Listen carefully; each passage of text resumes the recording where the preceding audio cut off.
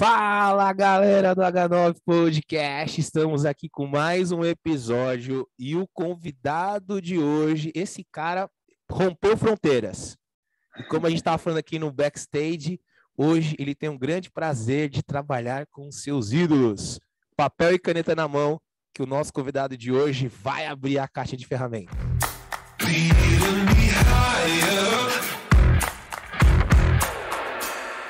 Muito bem, senhores do H9 Podcast, pega o currículo do nosso convidado de hoje, especialista em performance esportiva, coach de força e condicionamento.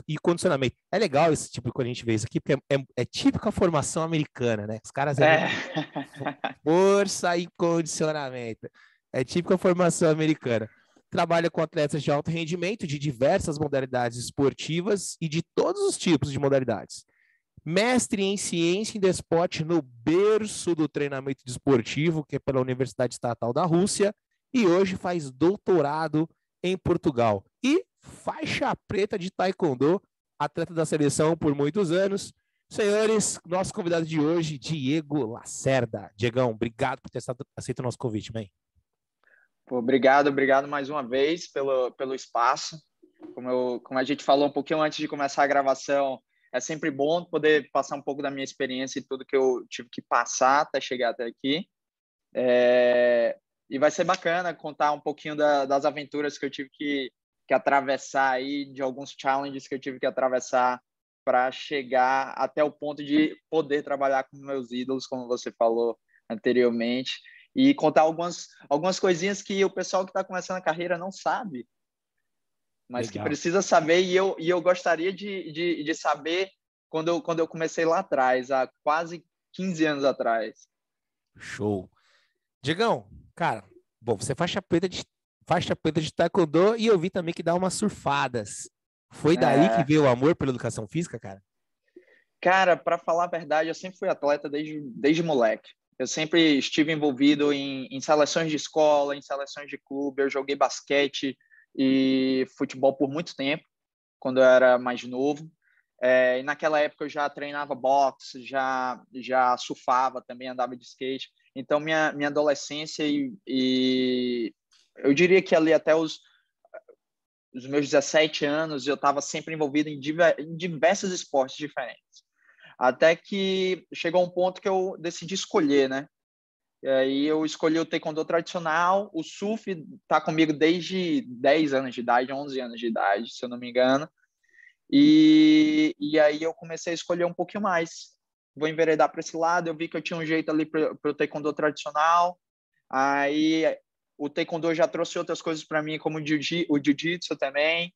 Então eu comecei a treinar ali um pouquinho de jiu-jitsu. Então eu sempre tentei abraçar aí o máximo que eu pude em relação ao esporte. E aí o que aconteceu foi que quando chegou naquela hora do vestibular lá, eu não queria fazer educação física, na verdade. Apesar de todo esse background com os esportes, sempre estar envolvido lá. Na verdade, foi meu pai que disse isso. Diego, eu acho que você não deveria fazer, na época era direito que eu queria fazer. Inclusive, eu cheguei a prestar, eu cheguei a prestar vestibular para direito. Eu prestei direito, cara. Fiquei muito puto. Eu prestei direito. A pontuação que eu fiz na primeira fase da FUVEST, faltou 3 pontos para passar na primeira fase de direito. E se eu tivesse feito educação física, eu teria passado 15 acima. Não, deixa eu te falar, eu fiquei na lista de espera da educação física, porque na faculdade que eu fiz, você tinha uma segunda opção. Porque tem muita gente que não passa de primeira e não, deixa a segunda opção lá, porque se você tiver a pontuação necessária, você pode entrar, começar a cursar e depois você só troca. E na época eu estava mudando de cidade, eu fui criado em Salvador. E na época meus pais estavam voltando para Fortaleza, que minha família é toda de Fortaleza, no Ceará.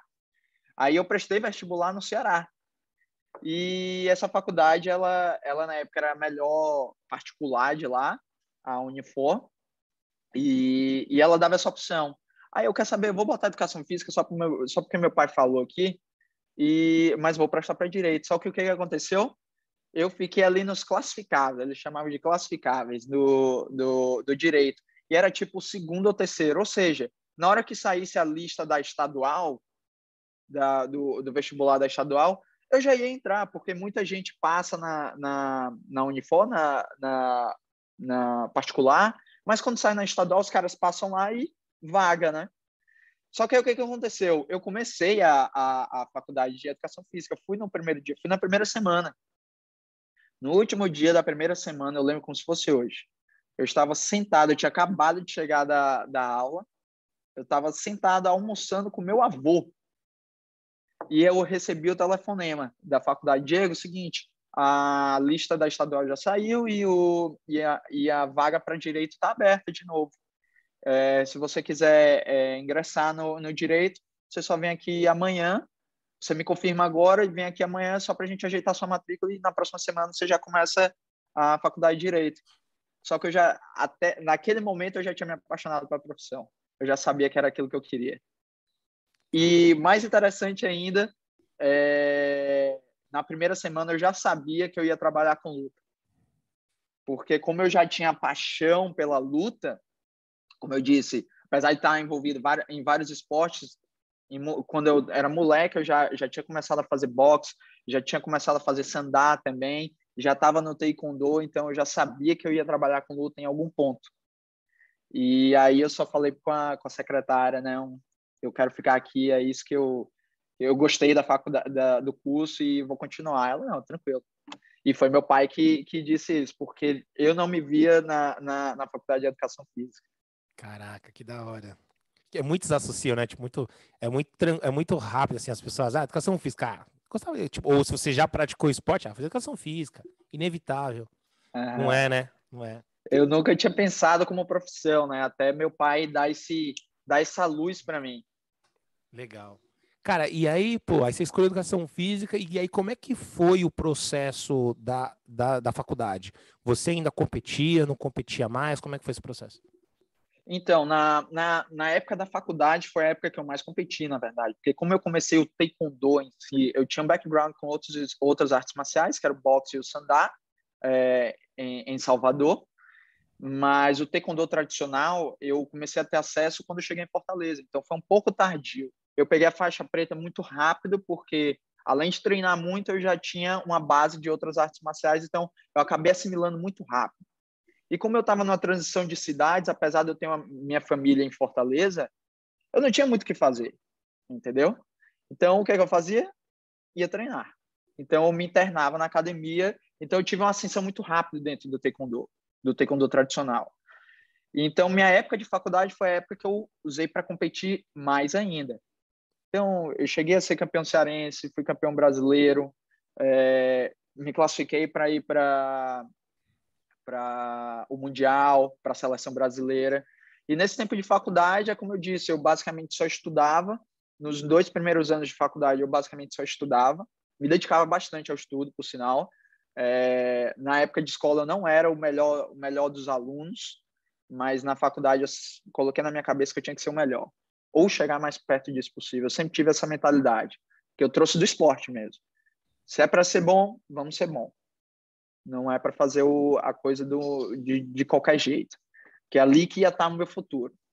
Então, eu me dediquei bastante à faculdade e, ao mesmo tempo, eu estava competindo. Então, eram as duas coisas que motivavam cada dia. É tanto que eu acabei ficando conhecido dentro do meu curso, da minha classe, por ser um dos caras mais estudiosos, que estava sempre atrás ali. Os próprios professores reconheciam isso e tudo mais. Então, foi uma época muito boa, assim, de aprendizagem, de formar a base para o que eu sei hoje. Muita gente fala que a universidade não é... Ah, não, você não aprende nada em universidade. Você vai aprender em curso, você vai aprender em outras coisas. Eu não concordo. Eu acho que a universidade te dá uma base. A base do que você sabe posteriormente, que você aprende, posteriormente, vem toda da faculdade. E eu aproveitei aquela época lá para criar essa base, mas fazer uma base bem sólida ali. Eu costumo falar para os alunos, né, e para outros colegas também. Falo, a faculdade, ela é a alfabetização da área. A galera começa a meter pau na faculdade, cara, a faculdade é a alfabetização, cara. Você saber todas as possibilidades que existe dentro do mundo da educação física, Você não vai sair um expert no assunto, mas você vai saber o que é cada coisa. E aí depois você especializa, você faz os cursos. As pessoas acabam tendo uma visão meio distorcida, assim, da faculdade. Acho que a faculdade já tem, cara, tem que sair já especialista em todos os assuntos. E não é, cara. Não tem como, não tem Não tempo é. óbvio para isso. Não é à toa que E um tem, doutor demora 8 anos. E se a gente observar a nossa formação, se for passar por todo esse processo, vai dar mais ou menos isso aí também, de 8 a 10 anos para você sair um mestre. Nem para ser um doutor, doutor ainda vai mais. exatamente. Você sair um mestre. Então é. E eu vou citar um negócio interessante que você falou, pô, isso é bem a formação americana. Fazendo uma comparação aqui com como os americanos se formam aqui no geral, porque existem diferentes formações, mas, cara, a base que a faculdade, que o nosso currículo no Brasil dá, cara, vocês não têm noção. Eu só tive essa noção quando eu cheguei aqui. Eu Aproveita tive para que já fazer falar um pouco sobre isso. validação. Vai lá. Eu ia perguntar sobre isso, Hã? já manda agora. Ah, Já ia perguntar sobre isso, já manda agora. então, a formação deles aqui é muito técnica. Assim, é absurdamente técnica, é muito objetiva. Você vai aprender a ser personal trainer. Você vai aprender a ser um coach de strength and condition. Mas ele não te dá uma base para ser professor. Existem os caras que têm essa base porque eles procuram, mas essa parte pedagógica eles não aprendem. E isso é um plus muito grande para a gente que vem do Brasil, para um país como esse. Porque a gente já vem entendendo o lado do ser humano também, não só a parte técnica. E aí você alia os dois, nosso currículo fica muito forte. E aqui eles observam isso, a diferença entre os profissionais de educação física do Brasil, formados no Brasil, e os americanos em si, porque a gente tem essa pegada, entendeu? De saber lidar com o ser humano. Não só ser fisiologia, ser biomecânica, isso não muda de uma formação para outra. Mas como você aplica? Como é que você entende o atleta? Ou mesmo o seu cliente de personal training, entendeu? Então, isso é muito forte aqui, quando Já quando aproveitando eles aí, Digão, observam. é, Uhum. nosso ouvinte aqui, né? Vamos por eu aqui, né? Pô, eu tô com meus atletas aqui que eu dou treino, pô, cara, eu vou, resolvo, cara, acho que vou para os Estados Unidos fazer uma experiência e tal. Como que é o processo? Explica um pouquinho para a gente como é que é esse processo para que nós consigamos aí atuar como personal, como preparador físico aí nos Estados Unidos. Como é que funciona essa formação? Como é que é mais ou menos o sistema para que isso possa acontecer? Então, aqui é bem fácil você chegar e atuar, no sentido que você não tem um CREF para regularizar. Então, se você chegar aqui, você tiver um aluno de personal e você quiser dar um treino numa academia, você vai conseguir, porque ninguém vai te pedir nada de carteira de conselho e tudo mais, você só chega e faz. O que normalmente se pede, no geral, é um curso é uma certificação, certo? Você não precisa ter uma formação na faculdade, por exemplo, passar 4 anos na faculdade para começar a atuar. Se você tiver só um curso ali de 2, 3 meses de certificação, que é coisa rápida, você tira muito fácil, você já consegue atuar tranquilo, independente se você é brasileiro, ou se você é australiano ou russo, enfim. E então é muito tranquilo. O que mais as pessoas batem quando elas vêm aqui é porque é fácil de atuar, mas não é fácil de achar emprego. Que Tem apesar nego de você demais, estar né? então, você chega no país das oportunidades, mas é como qualquer outro canto, você precisa de contato, você precisa saber onde é que tem que ir, você precisa mostrar seu trabalho, não é só chegar com um currículo bonito, entendeu? Você precisa mostrar que você realmente sabe. E aí, experiência não se compra, né? Não tem como, experiência não se compra. É tempo, é você trabalhar de graça por muito tempo e até você conseguir um patamar que, ok, agora eu já tenho experiência, resultados e tudo mais, agora eu posso cobrar mais, eu posso atingir níveis diferentes. Show E de aqui é a bola. mesma coisa, aqui é a mesma coisa. Você precisa conhecer alguém, não dá para você chegar, não, eu vou para os Estados Unidos. Obviamente que dá, mas a caminhada é Ralar. muito mais difícil, muito mais. É. Aproveitando essa que tá falando, né, de experiência não se compra, né? Até mesmo antes de chegar, mas pensando no seu processo como um todo, quando que surgiu, assim, as primeiras oportunidades, os estágios, como é que foi? Já chegou ganhando 5 pau por mês? Como é que foi essa brincadeira aí? Tá louco, não. Não, então, eu comecei a trabalhar cedo, né? Eu sempre gostei de trabalhar. Eu sempre tive isso, foi uma formação de casa mesmo. Meus pais sempre foram assim, sempre passaram essa mentalidade de que se você quer alguma coisa, se você quer chegar a algum ponto ou atingir alguma coisa, física ou profissional, ou pessoal, você precisa trabalhar. Então, eu comecei a trabalhar muito cedo na faculdade. Eu acho que já no meu terceiro semestre eu já comecei a fazer estágios, certo? Então, eu já estava lá eu já sabia mais ou menos, ninguém me orientou a fazer isso, mas eu já fazia tipo um plano da minha carreira. Então, eu comecei, opa, essa academia aqui, ela oferece um curso e se eu fizer esse curso e me destacar, eu posso ser contratado como estagiário e eu sei que os caras que vão estar lá me coordenando são muito bons a parte de lesão, na parte de lesão, na parte de treinamento esportivo em geral. E eu fiz isso. Fui nesse curso, comecei a fazer o curso, despendi um dinheiro, na época eu tive que pegar a ajuda dos meus pais, fiz o curso, me destaquei no curso, comecei a trabalhar. E aí no meu segundo ano de faculdade, no início do meu segundo ano de faculdade, eu já estava trabalhando e já comecei a fazer esse movimento aí para aprender. E depois eu acredito que no meio do caminho nesse primeiro estágio, eu tive acesso ao primeiro atleta profissional na época, que foi o Fábio Toldo. Ele era da Shooter Box, de Curitiba.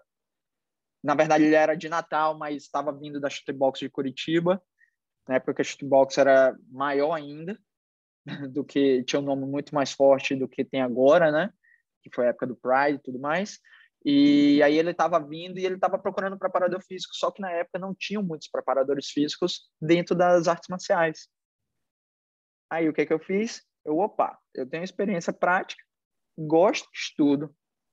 Falei para ele, ó, o seguinte, ele ia lá só para dar aquela malhadinha marota lá na academia, sabe como é? Uhum. E aí eu falei, cara, se você quiser eu posso fazer sua preparação física.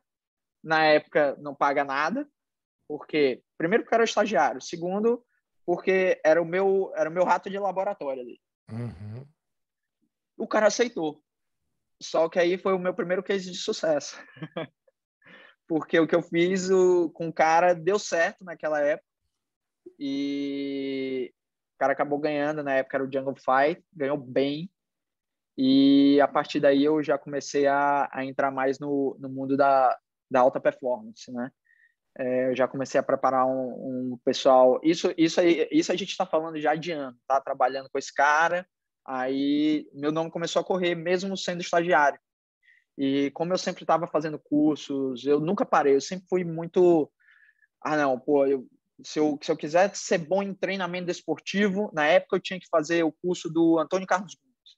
Bom, ok. Então vamos fazer o curso do Antônio Carlos Gomes.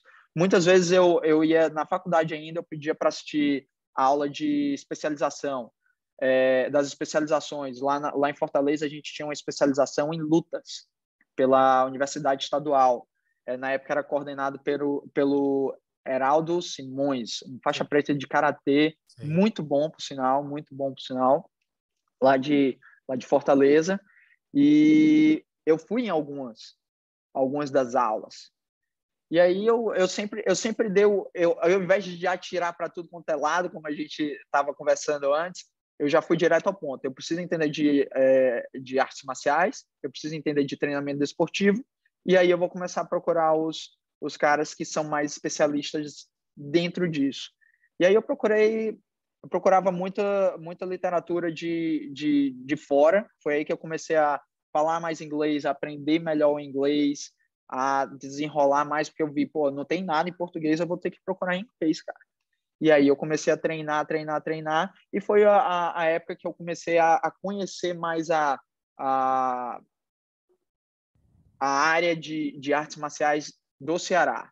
E aí eu comecei a entrar com o pessoal do jiu-jitsu, com o pessoal do MMA, e foi um negócio, foi uma bola de neve. Foi aumentando, porque como eu estava em todo canto, eu estava fazendo curso, eu estava conversando com pessoas, eu nunca fui muito tímido, então eu sempre cheguei e perguntei, eu nunca tive vergonha de fazer Bem isso. típico do nordestino. Exatamente, Já conversando, falador. já sai falando. Né, eu não tenho esse problema, nunca tive, então eu sempre estava ali, pô, como é isso? Por que isso? Tudo mais. E aí eu acabei fazendo meu nome dentro do Ceará. Legal, cara, legal. É legal saber. Então, pô, então, desde o começo, sua carreira foi planejada. Quando você na faculdade, você fala, putz, quero isso, tenho que estudar isso e aquilo, e aí foi. Exatamente. Eu vou te falar um negócio que aconteceu há 2 anos e meio atrás, quando eu já estava aqui nos Estados Unidos. Eu postei uma foto no Instagram, acho que na época foi uma foto eu, o cara de sapato e o Bochecha. E foi um dos primeiros camps que eu fiz com eles. E aí um grande amigo meu da época de faculdade, João Vitor, ele fez um comentário assim: boa, moleque, você chegou, você prometeu e fez. Tá lá no meu Instagram. Por Legal. que ele botou isso? Porque já na época de faculdade eu falava, eu vou treinar esses caras em alguns anos. Eu vou treinar porque eu sei da minha capacidade e eu vou chegar lá. E quase 10 anos, 11 anos depois, eu consegui a minha meta como profissional de artes marciais, de preparação física para artes marciais. Top. Isso é muito legal. Isso é muito importante, essa clareza. Cara, então, você planejou, né? Então, você tinha sua carreira, você já planejou, e falei, puta, eu preciso estudar isso, pá, tá. Cara, quais foram as suas referências de estudos nessa época e hoje também, né? O que você falou? Certo. Que você falou? Puta, eu preciso entender dessas áreas. Quais são elas? Referências, nomes, treinadores, enfim. Então, na época, primeiro de tudo, a gente tem um cara que é sensacional no Brasil e muitas vezes a gente não dá valor ao que se tem no Brasil. Eu já fui ao contrário, eu dei bastante valor. O nome dele é Antônio Carlos Gomes. Professor Antônio Aquele Carlos rapazinho. Gomes. Aceita o nosso convite, professor. Deixa um comentário aqui, galera. Vem Antônio Carlos Gomes. Tá difícil a gente conseguir uma data com esse homem, viu, cara? Cara, para mim, ele é a base da educação física no Brasil. Não tem como. Ele, para mim, Grande referência. sempre foi a maior referência. E eu falei isso para ele na época que eu decidi ir para a Rússia. Eu vou chegar lá na frente porque ele tem um dedo muito importante aí na minha carreira por conta disso. Ele era o filhote dos homens lá, pô? Exatamente. Foi por conta dele que eu fui para lá, na verdade. E aí eu assisti uma aula dele e eu sempre botei na minha cabeça que eu tinha que entender treinamento desportivo para poder montar a base de qualquer atleta que chegasse para mim. No meu caso, era mais enveredado para a luta. Então, eu decidi procurar no maior nome que a gente tinha no Brasil, Antônio Carlos Gomes. E o que eu fiz? Toda vez que ele ia para Fortaleza, eu ia lá assistir o cara. Toda vez. O que ele falasse, ó, esse livro aqui é bom, esse livro aqui é ruim, esse aqui você vai aprender mais sobre isso, sobre aquilo. O que eu fiz? Peguei o livro dele, peguei as referências que ele utilizava e comecei a ler esses caras. Foi aí que eu comecei a ter acesso à literatura russa e comecei a gostar disso. Aí eu tive acesso ao Verkhoshansky, ao Matveev, e eu diria que essas foram as maiores referências que eu tive de autores. O Antônio foi a base de todos. Pô, é esse cara aqui que eu vou seguir. E eu gostaria de citar também um professor que eu tive na faculdade, que talvez ele não seja conhecido a nível nacional, mas só que ele tinha duas coisas, ele conseguia aliar duas coisas que eu só fui entender anos depois. Por quê? A gente sai da universidade muito tecnicista, como você disse. Você fica pensando muito em fisiologia, precisa entender de fisiologia, de biomecânica, de bioquímica, para montar o planejamento de treino. Só que a gente esquece que você tem que ser treinador também. E esse professor que eu tive, ele conseguia aliar os dois. O nome dele é Ricardo. E ele era meu professor de treinamento desportivo na faculdade. E, na época, ele era treinador da equipe de futebol da Unifor. E, cara, o cara era um treinador excelente, excelente. Então, eu observei tudo que ele falava. Até hoje, eu tenho meu caderno de treinamento desportivo, da matéria de treinamento desportivo que eu assisti com o Ricardo. E ele também foi um cara que me deu várias referências de autores. Coincidência ou não, muitas das referências eram iguais às do Antônio. Então, esses dois caras foram os que montaram, eu diria que foram os caras que me ajudaram a montar a base que eu tenho de treinamento desportivo hoje. Então, foram lá atrás, foi lá atrás. E aí, depois eu fui procurando outros caras de fora, né? Como eu já estava meio que lendo muita coisa em inglês, não lia o russo, mas tinha acesso à literatura russa, e tem muita coisa no inglês. Desculpa, na época tinha muita coisa no inglês dos russos, mas não tinha em português. Então eu comecei a ter acesso a caras como Romanov, que são os caras que fazem, um dos caras que faz muito trabalho, fazia muito trabalho dentro do levantamento de peso olímpico voltado para esportes, e ele é da Rússia. O próprio Verkhoshansky tinha muita coisa na época que não em inglês, que não tinha em português. Então foi uma coisa, como eu disse, foi uma bola de neve. Eu comecei lá no Antônio Carlos Gomes e no Ricardo. Obviamente que eu assisti outros professores, eu não posso negar isso, mas esses caras foram os que me deram a referência para ir buscando os outros autores. Top demais.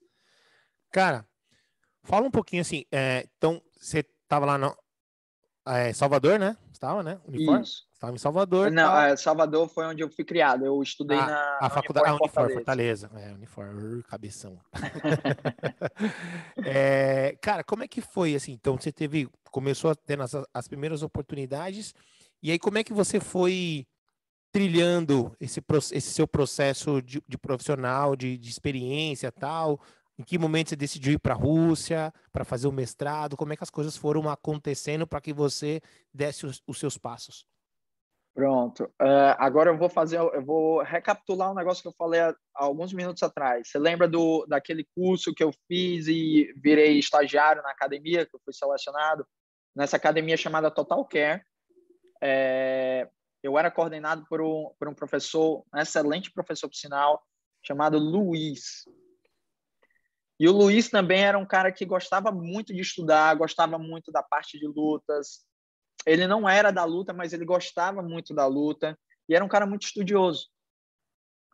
E a gente sempre trocava ideia, porque ele era meu coordenador. E ele estava fazendo a especialização em que o Antônio estava dando aula lá em Fortaleza. O que aconteceu? O Luiz, um certo dia, me chega à noite e fala assim: Diegão, tu tem vontade de fazer mestrado? Aí eu falei: porra, claro. Até porque meu pai é professor universitário. Aí, claro, é uma das minhas ideias, depois do bacharelado aqui da universidade. Ele, cara, tá a fim de ir pra Rússia? Aí eu dei risada. Tá ficando louco? Ele, não, pô, tem como ir. Aí eu, opa, ele tá falando sério. E aí ele falou que teve uma conversa, acho que o Antônio comentou, ou ele conversou, não lembro exatamente, com o Antônio. E o Antônio falou, a gente manda pessoas para a Rússia para estudar na mesma faculdade que eu fiz, o mesmo curso que eu fiz, no mesmo programa. Eu, cara, vamos ver. E aí, na outra vez que o Antônio foi para Fortaleza, eu fui lá assistir a aula dele. Só que eu fui assistir para conversar com ele. Eu já estava com aquele mosquitinho aqui fazendo um zumbido na minha cabeça. Rússia, estudar fora, será que é viável? Financeiramente também. Na época, meus pais não estavam numa condição muito boa financeira, então estudar fora era um negócio que era quase inviável para mim. Porque tudo que a gente tinha de base era a base dos Estados Unidos, então dólar, e o dólar já era caro na época, então Eu não sabia se meus pais poderiam me ajudar com aquilo. E aí eu conversei com o Antônio. E o Antônio falou, não, cara, formação na Rússia é mais barata, a Europa em geral é mais barato, é assim, assim, assado. Aí ele falou uma palavrazinha, uma expressãozinha que eu lembro até hoje. Só que não é fácil. É bem mais barato, é bem mais viável, só que não é fácil. E aí eu, brabo, né? Não, eu vou. Só me fala o que tem que fazer. Ele, não, vou fazer o seguinte.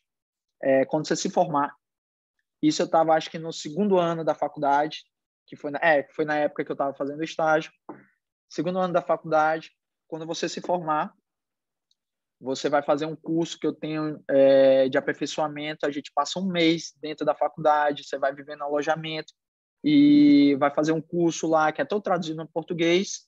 E aí você vê se é isso mesmo que você quer. Mas se programa para fazer esse curso de um mês lá. Pena que não tem mais. Não tem mais? Acabou? Acabou. Puta, cara. Aquele curso ali foi o divisor de águas. Acabou, infelizmente. Aí eu falei, não, beleza, então eu vou fazer isso.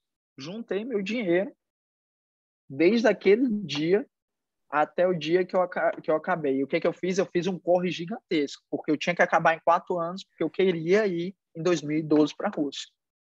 Então, e em 2011.2 era justamente onde eu fechava os 4 anos, porque antes disso você não acaba o bacharelado. Aí eu, opa, vamos dar o gás. Aí comecei a botar matéria. Então eu estudava quase que integral. Eu trabalhava e estudava. Eu chegava em casa, saía de casa às 7 horas da manhã para ir para a primeira aula e depois já emendava no trabalho, levava marmita para o trabalho e ficava lá no trabalho a tarde inteira estudando, e às vezes à noite eu ainda tinha cadeira à noite. Então eu chegava em casa, cara, quase 10 horas da noite. Entendeu? Mas botei meu objetivo, eu tenho que me formar em 4 anos, porque eu tenho que ir 2011.2 ou 2012.1 eu tenho que estar indo para esse curso na Rússia, e eu já tinha na minha cabeça que eu ia ficar lá. E depois eu tenho que voltar para fazer o mestrado. E o Luiz estava na mesma. O Luiz entrou nessa pegada também. Pô, vamos fazer o curso para ver qual é. Beleza. Tudo deu certo, consegui juntar a grana. Não era um curso barato, porque você estava indo para o outro lado do mundo. Deu certo, tive ajuda, obviamente, um pouco da ajuda dos meus pais, meu avô também, que teve uma grande parcela aí na minha formação. E fui. Na hora que eu cheguei lá, que eu olhei aquele mundo lá, puta, cara, não é a maior tecnologia do mundo, não é bonito, mas só que tinha conhecimento. E conhecimento ninguém compra. É isso aí.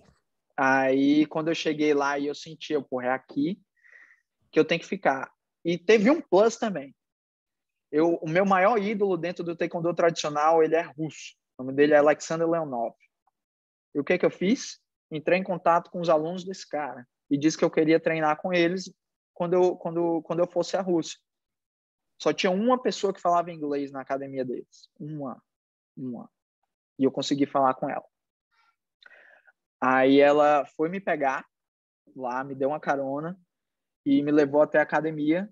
E eu descobri que a academia do meu maior ídolo dentro do taekwondo era 15 minutos andando da universidade. Caraca, que louco. Treinei com os caras, loucura, foi tudo bateu.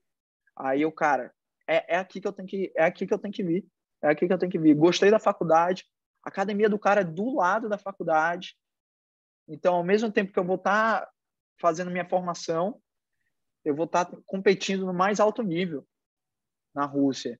Então, é aqui que eu tenho que ir. E aí, nos 2, 3 últimos dias, se eu não me engano, do curso, eu abordei o Antônio, foi no quarto dele lá no alojamento e falei, professor, quero ficar. Aí ele olhou assim para mim, tem certeza, rapaz? Eu lembro como se fosse... eu lembro como se fosse hoje a conversa, Aí eu tenho, pode mandar minha documentação aí. E eu já tinha documentação, eu já tinha falado com meus pais que queria ficar, meus pais me apoiaram. Aí ele, não, tudo bem, vou mandar sua documentação para a secretaria, dito e feito. E aí, em setembro do mesmo ano, eu estava voltando, eu, Luiz e a esposa, todos nós 3 decidimos voltar para a Rússia para fazer o mestrado. E assim fizemos. Em setembro de 2012, a gente estava embarcando para ir para a Rússia. No que eu diria que foi a maior experiência pessoal e profissional que eu tive até hoje. Que da hora. Cara, quando foi o primeiro indício, cara, que você teve que, pô, isso aqui vai dar reggae, cara, eu acho que eu vou me dar bem na profissão. Quando foi a primeira vez que você sentiu isso, assim, cara, que você sentiu que você podia realmente dar certo na área, cara? Cara, eu tive essa impressão já no final da universidade ainda, do bacharelado. Porque, como eu te falei, eu era um estudante, mas só que eu vi que eu tava muito à frente de muitos caras que eram formados já há muitos anos, entendeu? Então eu chegava em discussões com professores, obviamente que eu não tinha muita experiência e tudo mais, mas eu já estava ali atrás do conhecimento. E como eu sempre fui muito questionador e tudo mais, eu estava vendo que os profissionais naquela época estavam muito parados. Então, a minha geração da faculdade foi muito diferente. A gente meio que revolucionou um pouco, te deu uma mexida no ambiente profissional da educação física do Ceará naquela época. E esse mesmo movimento estava acontecendo aí em São Paulo, no Rio de Janeiro, que a gente começou a ter acesso. E era uma época que a internet estava começando a ficar mais forte no Brasil. Então, a gente começou a ter acesso a mais coisas, a gente começou a ver mais coisas de fora do país, e essa informação começou a chegar. E eu peguei essa movimentação, minha geração pegou essa movimentação, e a gente começou a ver, pô, a gente está na hora certa, no lugar certo, entendeu? E aí eu comecei a ter aquele clique, cara, tem como ser um dos melhores aqui, sim. E é como eu disse, eu sempre levei a minha mentalidade como atleta para dentro da minha mentalidade profissional também. Então, do jeito que eu encaro minhas coisas, eu sempre fui muito obcecado por certas coisas na minha vida. Então, o esporte e minha parte profissional sempre foram minhas obsessões. Então, cara, eu estudei tanto no início de passar horas, dias lendo livros. Eu tenho família aqui nos Estados Unidos, então naquela época eu já pedia para o meu tio trazer livro dos Estados Unidos, mesmo sem entender muita coisa em inglês. Eu pegava aquele livro lá, Vitor, e começava a traduzir, cara. Pegava lá aquela tradução, pum, pum, pum, pum. Meu irmão, vou entender isso aqui. Então, ali eu comecei a ver, já no final da minha faculdade, eu tenho que ir. Porque eu, como estudante, eu já estou batendo de frente aqui com os estudos que já estão aqui há muito tempo. Então, cara, tem como eu mostrar um trabalho bom. E naquela época, como eu já estava tendo acesso a atletas, eu tive um acompanhamento profissional com um cara muito competente na nossa área. Hoje em dia eu não tenho mais contato com ele, mas eu tenho que citá-lo, porque ele fez uma mudança na minha cabeça como profissional. O nome dele é David Macena. Cara, ele tinha aquela visão de fisioterapeuta e professor de educação física. E ele era mais velho do que eu, ainda né, que o cara ainda tá vivo. Só que ele abriu minha cabeça, ele me ajudou muito a entender e ter o mindset de que, ok, a gente pode fazer o mesmo que esses caras lá fora fazem. E isso foi já no final da minha universidade, eu tive essa referência, que foi o David, que foi o cara que me abriu muito a cabeça no final da minha formação lá e me ajudou muito no que viria depois, né? E quando que você considera, eu sei que ainda tem muita estrada pela frente, mas vamos colocar até o dia de hoje, cara. Qual que você considera que foi, assim, o grande ponto de inflexão da tua carreira? Sabe, que você olha, putz, cara, a partir desses fatos, cara, tipo, meu, consegui me posicionar de uma forma diferente, consegui chegar num patamar diferente. Quando que você acredita que isso aconteceu? Isso aí foi bem interessante, porque eu voltei para o Brasil para fazer minha pesquisa do mestrado. E só para a galera entender o contexto, minha pesquisa do mestrado ela era dentro de um camp de MMA. Então, era uma combinação de cargas que eu meio que não vou dizer que desenvolvi, mas eu fiz uma combinação de cargas ali, uma modelagem, exatamente, para as 8 semanas de camp.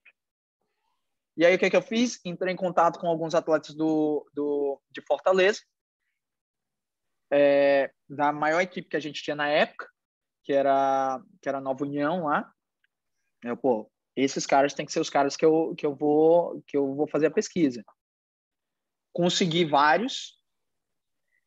E aí, nessa hora ali, eu comecei a mostrar que um trabalho planejado, periodizado e com aquela modelagem dava certo, porque os caras estavam respondendo muito bem, entendeu? Então, eu tive resultados muito bons na minha proposta do mestrado. E o que aconteceu? Spread the word. Eles começaram a falar. Falar. E aí meu nome começou a ficar conhecido. Todo mundo já sabia que o Diego que estava morando na Rússia, trabalhava com os atletas, estava dando resultados, estava fazendo um trabalho diferente. E meu nome começou a ficar mais conhecido também dentro da área profissional.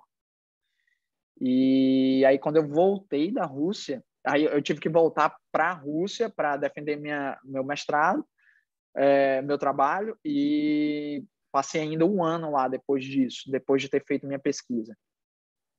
Só que meu nome ainda estava rodando. E os atletas que tinham entrado na minha pesquisa, eles não só tiveram bons resultados, como eles gostaram do trabalho e pediram para continuar o trabalho mesmo de longe. Aí então eu estou fazendo alguma coisa direito, porque esses caras aí que já estão aí nessa caminhada faz tempo e eles gostaram, então é porque o Diego está fazendo alguma coisa certa. Continuei trabalhando com os caras. Aí é onde eu digo, trabalhando de graça, porque eu queria mostrar resultado, queria mostrar que eu sabia o que eu estava fazendo. E outra, eu estava sendo grato às pessoas que confiaram no meu trabalho naquela hora para eu fazer o trabalho do mestrado. E aí, na hora que eu voltei, não vou dizer que é mágica, mas, eu já cheguei no mundo diferente. Eu já cheguei como o Diego, que entende de MMA.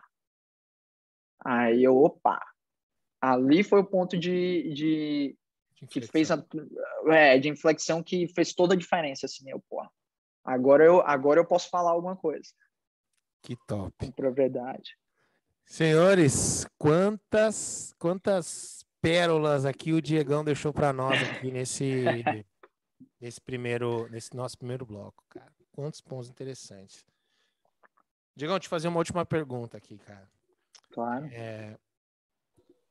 A gente acabou vindo nessa história toda, tal, e, Brasil, Estados Unidos e Rússia, hoje, na TT aí, uma puta referência mundial de equipe de MMA no planeta. Cara, mas tudo isso tem um preço, né, velho? Tudo isso tem um preço.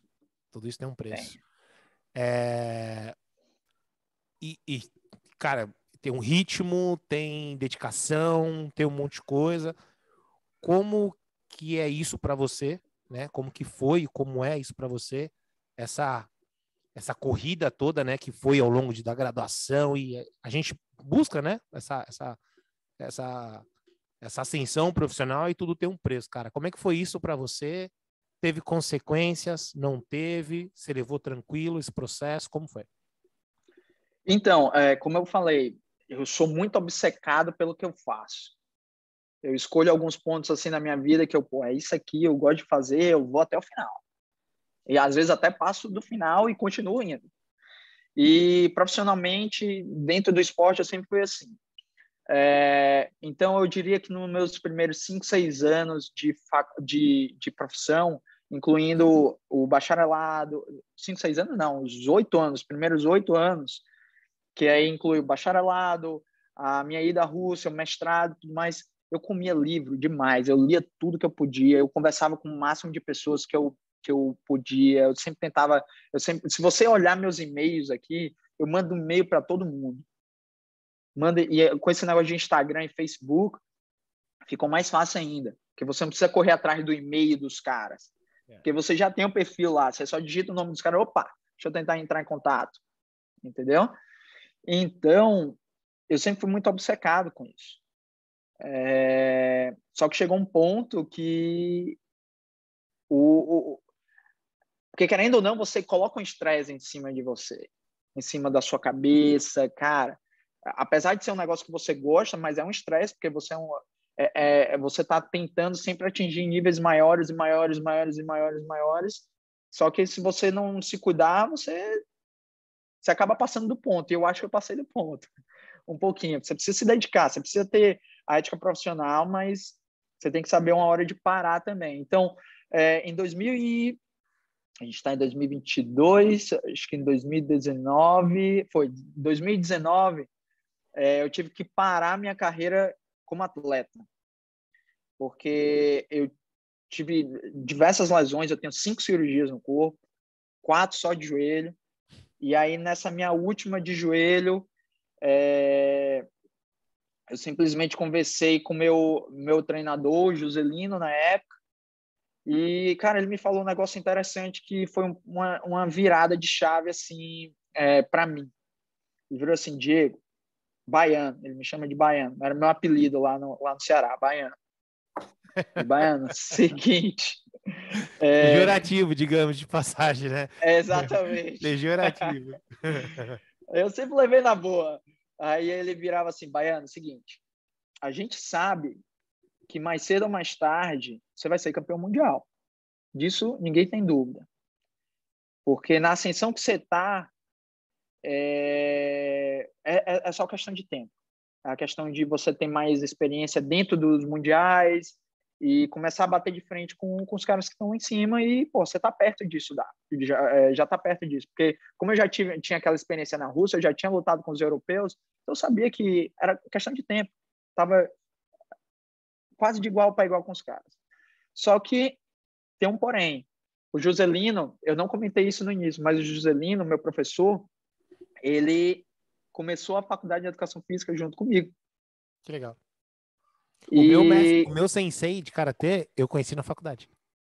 Então, no primeiro dia, o meu primeiro amigo, no primeiro dia de faculdade foi o meu professor de Taekwondo. Então, o cara, além do meu professor de Taekwondo, ele foi também, ele é um grande amigo meu. E ele é um cara muito, muito, muito esperto, muito, muito inteligente. Ele virou, cara, seguinte, eu não vou te parar se você quiser continuar. Mas só que isso sou eu como professor te falando. Aí eu vou estar lá do seu lado, a gente vai conseguir isso, a gente vai chegar. Mas como amigo eu tenho uma opinião diferente. Cara, coloca na balança a sua saúde. Porque 5 cirurgias não é pouco. Principalmente no esporte que a gente não ganha dinheiro, a gente faz por hobby. E, cara, você tem uma carreira profissional já muito bem trilhada aí, que você trabalha com muitos caras que, pô, já os caras vão dar resultados muito altos, vão estar sendo campeões mundiais. Na época, eu já tinha um campeão mundial. Com 25 anos, eu já tinha um cara, uma menina, a Thalita, que tinha sido campeã mundial. Naquela época, ela já tinha ganho todos os maiores campeonatos de jiu-jitsu na faixa preta. Então,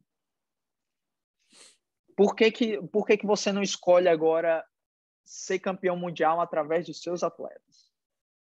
Foca só na sua carreira profissional, deixa o taekwondo só como hobby mesmo, ou qualquer outra arte marcial. Eu já treinava jiu-jitsu, vai fazer outra coisa, aprender outra coisa. E, cara, para de competir agora. Às vezes o seu papel é atrás das cortinas, é estar ali com os caras. Aí eu olhei assim, eu lembro que eu tava de muleta, cara. Eu tava na pior, cara, Situação na pior, eu olhei Cara, eu fiz assim, 2, cara. Só quem faz cirurgia de joelho, cara, pra ter noção do que é isso, cara. Exatamente. Não consegue E, fazer pô, e eu sempre nada. tive um... Puta, Cara, é horrível, dói pra horrível. cacete, processo de fisioterapia. Puta, você fala, meu, que merda. É muito ruim. E outra coisa, eu sempre tive um histórico de resiliência muito grande. Eu sempre voltava das minhas lesões e já ia para ser campeão de alguma coisa. E só que naquela última eu não estava com essa cabeça mais. E o meu professor, ele teve a sensibilidade de observar isso. E ele falou isso para mim, eu botei na cabeça, eu conversei com minha mãe na época. Minha mãe falou: meu filho, faça o que você achar melhor, mas se você quiser saber minha opinião, eu concordo com o que o Juscelino falou. Pô, você já tem uma carreira profissional muito bem trilhada, talvez seja a hora de você pensar em focar só na sua carreira profissional. Foi a hora que eu decidi mudar. E aquilo dali me mudou um pouquinho virou a chave aqui na minha cabeça em relação a como eu deveria encarar tudo na minha vida.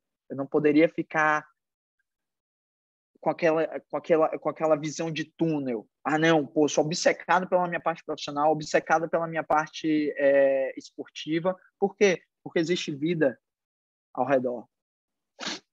E eu estava tão obcecado em ser campeão mundial que eu esqueci que eu tinha outras coisas ao redor. Aí eu pensei, opa, agora eu vou começar a fazer coisas que eu gosto. E aí, por mais que eu estivesse focando mais na minha vida profissional, eu decidi fazer um grande pulo na minha vida mesmo, que foi mudar de país. Eu falei, ok, se é para me dedicar à minha vida profissional, eu quero fazer isso, mas eu quero ter uma qualidade de vida que talvez eu não tenha no Brasil. E aí, na época, eu decidi ir para a Austrália. E por alguns motivos. Primeiro porque, como eu disse, eu surfo desde moleque e a Austrália sempre foi um país que eu almejei viver um dia. E naquela época eu já tinha recebido 2 convites para vir para os Estados Unidos e os 2 caíram assim de última hora. E aí eu já estava desgostoso dos Estados Unidos. Não queria mais saber dos Estados Unidos. Porra, não vou ficar batendo de frente com isso. Talvez não seja para ir para os Estados Unidos. E aí o que eu fiz? Vou focar na minha vida profissional, só que em outro país, e vai ser a Austrália. E na época, uma coisa interessante, eu não queria mais trabalhar com luta. Falei, não vou mais trabalhar com luta, vou tentar focar em outros esportes. Só que aí quando eu cheguei na Austrália, os primeiros atletas que eu peguei foram atletas de jiu-jitsu. E fiz essa mudança para a Austrália. E eu tenho esse amigo aqui, que ele era até um dos preparadores físicos da American Top Team. E um certo dia, esse cara, o Stephanie, ele me liga 5 horas da manhã. Eu estava morando na Austrália, 5 horas da manhã da Austrália. Puta, cara, o que esse sacana quer 5 horas da manhã, me ligando 5 horas da manhã? E ele é muito energético.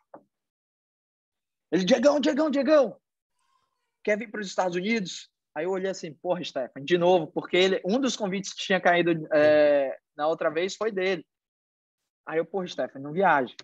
Falei exatamente, foram essas palavras que eu fiz. Porra, não viaja, tô morando na Austrália, acabei de começar minha vida aqui. Isso tinha 1 mês de Austrália. Caraca. 1 mês. E eu tinha gastado uma grana para ir para lá. Ele, não, é boa, é uma proposta boa. Um ex-atleta meu está abrindo um American Top Team, uma filial da American Top Team em Miami, e ele vai precisar de um preparador físico. Obviamente, você vai ter que fazer trabalho de fitness também em geral, mas vão ter atletas amadores e tudo mais, bababá, e é uma forma que a gente tem de te trazer para cá, todo legalizado, né, com visto e tudo mais, e daqui a gente consegue outras coisas, desenrola. Só que aí eu já tava com aquele pé atrás, né? Quase 2 pés atrás. Eu, não, porra, só vou se for muito certo. Primeiro porque eu gastei uma grana vindo pra Austrália. E eu tava, porra, sem dinheiro, né, cara? E outra, eu já tava começando minha vida lá na Austrália como um preparador físico. E outra, tava vivendo o que eu queria, que era aquele negócio. Tava querendo... Tinha meu desejo profissional? Tinha meus objetivos? Tinha. Só que eu já estava começando a ver que minha vida também tinha que ser boa, eu tinha que ter uma qualidade de vida para poder ter uma vida profissional boa também. E, pô, tava surfando todo dia, morava de frente para a praia, fazia meu trabalho lá. Então, pô, para me tirar daquela realidade ali, tinha que ser um negócio muito bom. Só que no papel, era muito boa a proposta para vir para cá. Aí, com 1 mês e meio, desculpa, com 3 meses de Austrália, eu tava vindo para os Estados Unidos. Pivotou tudo. Eu voltei tudo, vim para os Estados Unidos para assumir a American Top Team Aventura, né, que é lá em Miami. E aí já é o capítulo Estados Unidos. Que aí foi quando começou a ter aquela síndrome do burnout. Porque eu comecei a entrar... Eu estava amarradão, só que quando chegou aqui a realidade era totalmente diferente do que estava no papel. E eu comecei a passar por coisas que na minha cabeça eu não precisava estar passando. E aí juntou isso ao Covid. A época foi quando eu cheguei aqui em setembro de 2019. Puta, E em fevereiro de 2020 bateu a pandemia. Só que o que aconteceu? Quando eu cheguei aqui, a academia que era para estar aberta não estava aberta. Então eu não comecei a trabalhar. Eu não conhecia muita gente. Minha família mora em Boston, que é muito longe daqui. E as pessoas que eu conhecia aqui, esse meu amigo mora em Orlando e eu estava em Miami. Ou seja, não tinha como ele ficar me dando suporte. Então, eu já estava naquele estresse, naquela carga emocional e tudo mais. Mas estava lá, pô, morei na Rússia, já tinha morado em Portugal na época, porque eu tinha começado o doutorado. Então, pô, estou nos Estados Unidos. Só que aí, cara, morar em academia, dentro de academia, numa academia que não estava funcionando, com algumas pessoas que não eram legais de se trabalhar, só que eu não sabia disso. Começou a mandar conta. Meu corpo começou a mandar conta. Eu estava entrando num estresse muito grande, muito grande, muito grande. Bateu a pandemia e aí já não tinha trabalho. Então, eu fiquei o período da pandemia tendo que me virar ali, ver qual é, tendo que dar uma aula aqui, outra ali para fazer uma grana. Só que eu não conseguia mostrar meu trabalho, que eu queria mostrar, porque estava tudo fechado, a academia estava fechada. E aí entraram 2 nomes aqui na minha vida aqui nos Estados Unidos que me ajudaram muito, que é o Everton da American Top Team, que eu só conheci quando eu cheguei aqui, porque esse amigo meu, ele é amigo do Everton desde criança, se eu não me engano. Inclusive, foi ele que trouxe o Everton para cá também. E uma senhora aqui chamada Nádia, que era minha aluna na academia, e eu conhecia dentro dessa academia que eu fui assumir, dessa franquia da American Top Team, e ela, na época, me ajudou muito também. E aí o Everton, como ele já estava sabendo ali do meu currículo, mais ou menos, ele começou a chegar, Diego, vamos lá na American Top Team, pelo menos você não fica parado aqui nessa academia. Vamos lá, me ajuda lá, porque eu tenho muita gente para atender lá, porque é muito atleta, e era só ele. E aí o que aconteceu foi que eu comecei a ir na American Top Team, na principal, né? Que é onde tem os atletas profissionais, a ajudá-lo. E eu comecei a conhecer os atletas, comecei a mostrar meu trabalho e tudo mais. E aí o que aconteceu? Quando a vida começou a voltar ao normal, eu comecei a mostrar meu trabalho e alguns atletas gostaram do meu trabalho. Então os caras começaram a vir por fora da academia. E aí foi na hora que minha carreira aqui começou a dar uma melhorada, começou a dar um pulo. Só que aqui, meu amigo, aqui se você não trabalha, você não ganha. Então eu comecei a trabalhar, eu comecei a entrar naquele ritmo de trabalhar 12 horas por dia, 13 horas por dia. Aqui você dirige muito. Aqui você passa muito tempo dentro do carro, porque é tudo muito longe. E depois de algum tempo fazendo isso, o corpo também começa a mandar sinal. E eu já não estava 100% recuperado, eu não estava 100% recuperado da época que eu cheguei aqui. Então foi uma coisa atrás da outra. Aí, cara, chegou uma época aqui que eu queria chutar tudo. Não queria mais saber de nada. E não faz muito tempo, não. Alguns meses. Eu não queria mais saber de nada.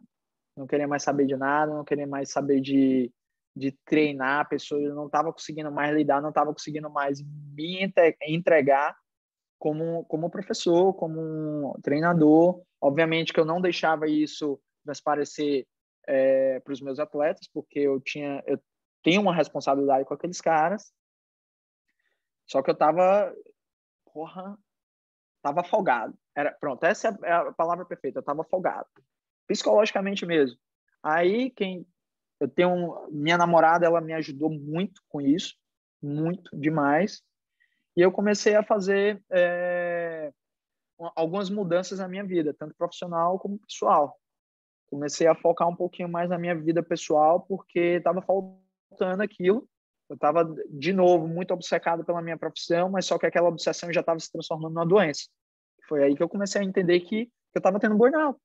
Estava começando a queimar aqui minha cabeça. Eu chegava em casa, eu não queria mais ir para o trabalho. Só você vê o nível que estava. Então, um cara que sempre foi obcecado, que sempre gostou de estudar, de ler, de estar ali, e querendo ou não, profissionalmente, eu estava bem. Porra, tava trabalhando com Bochecha, cara. Estou trabalhando com Bochecha, que é um cara que eu assisti em vídeos. Hoje em dia, o cara é meu amigo e meu atleta. Um cara de sapato, Marlon Moraes, Renato Moicano, esses caras que eu sempre via na televisão e via, Marlon Moraes, cara, eu tinha um vídeo dele, eu tinha um highlights dele no meu celular, na época que eu estava competindo, porque eu assistia um vídeo dele para me motivar a treinar, entendeu? Aí eu, o que que estava acontecendo? Eu ficava me perguntando, o que que está acontecendo? Estou trabalhando com os caras que eu quero e não tá andando.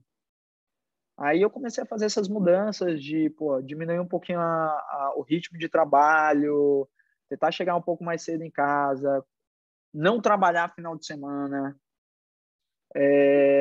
e aproveitar um pouquinho mais a vida, relaxar mais. E aí eu tô agora nesse ponto. Fiz essa mudança alguns meses atrás, melhorei bastante, não tenho o que reclamar agora, mas tive que passar por isso tudo. E foi os Estados Unidos que mostrou isso para mim. Que sua saúde também não tem preço. Você tem que dar uma focada um pouco. Você tem que estudar, você tem que se dedicar, mas você não pode esquecer que sua saúde também, principalmente saúde mental. Parece um clichê, porque todo mundo fala de saúde mental hoje em dia, mas é verdade. É verdade. Você precisa ter o seu momento de relaxar e esquecer o que você está fazendo. É tanto que na hora que eu sento aqui para relaxar, eu esqueço minha profissão. Acabou. Fiz o que eu tinha que fazer no Instagram ali, montei treino, conversei com os caras e sai disso. Hoje em dia eu só assisto luta se for um cara que eu realmente gosto. Por exemplo, hoje a gente tem Charles do Bronx e Justin Gaethje. Vou assistir porque eu gosto do Charles do Bronx. Mas para parar para assistir o UFC, One, PFL, só se eu tiver algum atleta ou um cara que realmente eu gosto muito de assistir. Porque senão, não quero saber. Show de bola, cara. Eu já passei por isso aí, sei bem como é que é. Se acordar e falar, puta, eu tenho que trabalhar, caralho. Puta, eu não quero ir. Quero ficar em casa. Exatamente. Mas, enfim, é difícil mesmo. Muito bem, senhores. Primeiro bloco pesado aqui, cara. Primeiro bloco grande até, né? Pô, Diegão trouxe muita coisa aqui, cara. Muita coisa para reflexão. Não sei você em casa, mas ó, eu, na minha postura de aluno aqui, anotei bastante coisa. Bastante insights aqui que o Diegão trouxe pra gente. Espero que você também tenha anotado aí. Por isso que eu falei, papel e caneta na mão aí. No nosso segundo bloco agora, o Diego vai entrar um pouquinho mais sobre a atuação dele como realmente profissional, como treinador ali. Então, 2 segundinhos a gente já volta. Muito bem, senhores, vamos para o nosso segundo bloco aqui do nosso H9 Podcast. Diegão, fala uma coisa para mim, man. Hoje você tá dentro de uma grande equipe, né? Calma aí, cara. Oi, amor. Tchau, tchau, meu amor. Minha filhinha. Então, man, vamos lá. Hoje você tá dentro de uma grande equipe, né? Lida com... E quando a gente pensa, né, em atletas de alto rendimento, Amadores alguns, mas atletas de alto rendimento mais. Cara, você mexe no mundo da luta, pô, você está em contato com o nutricionista, você está em contato com o fisioterapeuta, dependendo do atleta, você está em contato com o médico, você está em contato com o head coach, com o treinador do boxe, com o treinador do jiu-jitsu, e é uma gama de profissionais envolvidos. Como que você vê o seu papel como preparador físico dentro de um trabalho desse, de o que seria uma equipe, né? Dentro de uma equipe multidisciplinar, digamos assim. Então, antes de comentar como eu trabalho, eu vou fazer um comentário de como é que funciona aqui o trabalho com os atletas da American Top Team. Eu não sou membro da American Top Team. Isso é importante ser dito, porque eu não sou como o Everton, por exemplo. O Everton ele é contratado da American Top Team, então ele trabalha com todo mundo, certo?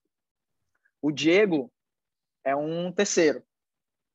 Então, os atletas que querem fazer a preparação comigo, eles vêm por fora, e aí eu tenho que ir lá, enfim, porque eu conheço já os treinadores e tudo mais, então eu tenho acesso. Porque hoje a American Top Team ela é fechada. Ela não existe mais nada...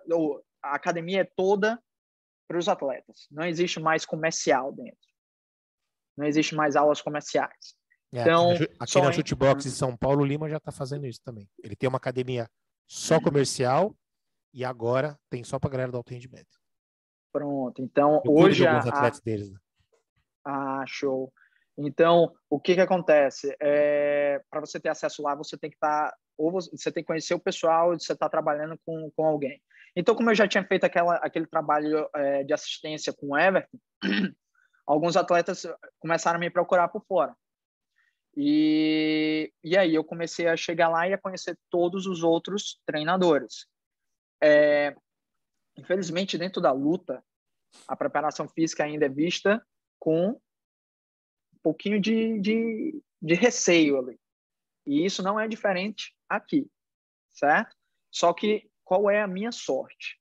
Isso eu digo sorte porque são os atletas que me procuraram, e os atletas que me procuraram, eles já tinham a equipe deles dentro da American Top Team.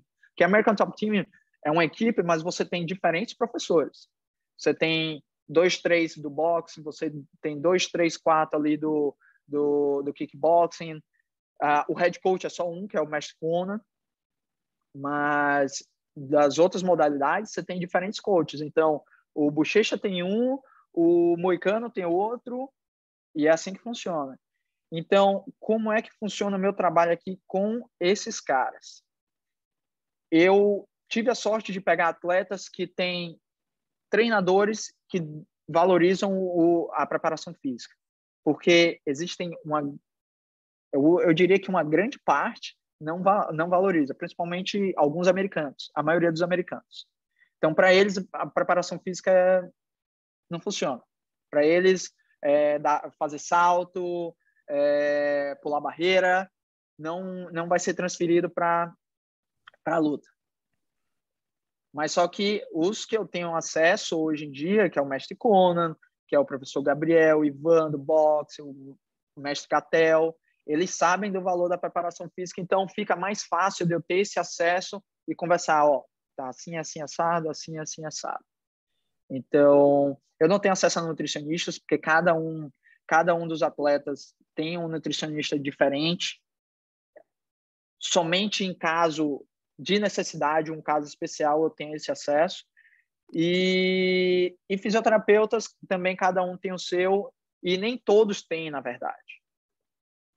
A gente pensa que é uma equipe fechada e tem tudo lá, e não é assim. Entendeu?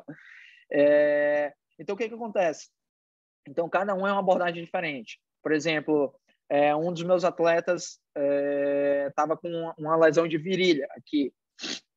Então, eu tinha acesso direto com o fisioterapeuta dele. Então, a gente criou um programa para aquele cara lá voltar dessa lesão da virilha.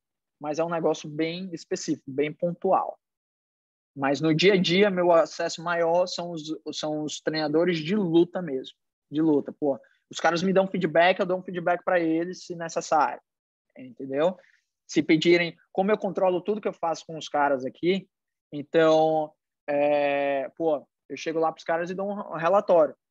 Às vezes, eu só chego lá, ó, seguinte, aconteceu isso, isso e isso, ele está assim, assim, assado. Aí o próximo passo é eles que decidem, baseado no relatório que eu dou. Mas fisicamente o cara está assim. Pum. Aí se eles quiserem diminuir a carga de treino, aumentar, enfim, tá aqui. É mais ou menos assim, não sei se ficou claro, mas não é muito diferente do que a gente tem no Brasil em relação a isso, mas o fato da gente estar lidando com caras num rendimento muito alto e que dependem disso, a gente acaba tendo um pouquinho mais de contato com esses treinadores, mas não é tão diferente da nossa realidade no Brasil. Show de bola. Vamos um papo agora. Você está conversando, então tem as pessoas que estão entrando na área, né? Os novos entrantes, digamos assim. Ou um cara que é recém-formado. Ou o cara como nós, né? Que já na graduação ali já decidiu, puta, cara, vou trabalhar com esporte. Vou trabalhar com esporte e tal, tudo mais. Essa pessoa que está chegando, né, no mundo do treinamento desportivo, como que você enxerga? Qual a tua visão? E o que o cara tem que ali observar, entender e buscar nessa visão do treinamento esportivo como um todo, independente da especificidade do esporte que ele vai estar trabalhando. Mas qual é a tua visão do treinamento desportivo, assim? O que o profissional ele tem que estar antenado aí? Primeiro, como a gente falou antes, como a gente conversou antes, lá no início, hoje em dia, o que me faz entender bem tudo que eu leio foi a base que eu criei na universidade. Então, meu amigo, na hora que você tiver aquela cadeirinha lá de treinamento do esportivo na universidade, coma aquela cadeira do início ao fim.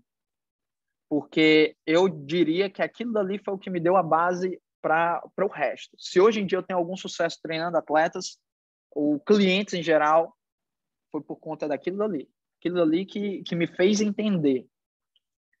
Cadeira de treinamento desportivo da universidade. Obviamente, você precisa saber as leis biológicas, você precisa saber fisiologia, bioquímica e tudo mais. Mas se você não souber como encaixar aquilo tudo, você pode saber o máximo de fisiologia, você pode saber tudo de biomecânica. Mas se você não entender como encaixar aquilo dali dentro do treinamento, não vai para frente. Porque treinamento desportivo não é... Isso eu aprendi, isso eu lembro do Antônio. E você pode ser o maior biologista do mundo, você pode ser o maior fisiologista do mundo, mas você tem que saber como juntar as áreas. Treinamento é como juntar tudo isso que você vê, as matérias específicas dentro do planejamento. Então, meu amigo, comece lendo treinamento desportivo, geral, base, desde as leis lá. Né? Entender os processos. Saber entender o processo.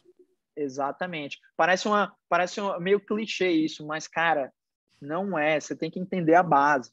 Você tem que pegar aquele livro lá do Tratado Geral de Treinamento, do Platonov, e ler de cabo a rabo. Porque aquele livro é velho, mas ele ainda é atualizado, entendeu? Você tem que pegar aquele livro do Antônio, aquele da capinha colorida de treinamento desportivo. O Platonov tá lá no cantinho, lá no cantinho cinza. Então, grosso mesmo, da grossura da minha cabeça. Mas tem que ler aquilo dali, cara. Não tem para onde fugir. Você tem que ler a base, porque a base, por mais que seja antiga, as leis sejam antigas, é aquilo dali que te faz entender o que tem hoje. Se você não entender de história, você não vai entender por que você vive as teorias que existem hoje em dia dentro do treinamento desportivo. Então, você tem que ler Matveev, você tem que ler Platonov, você tem que ler Antônio Carlos Gomes, entendeu? Então, se quiser começar no treinamento, comece com isso, comece com o básico.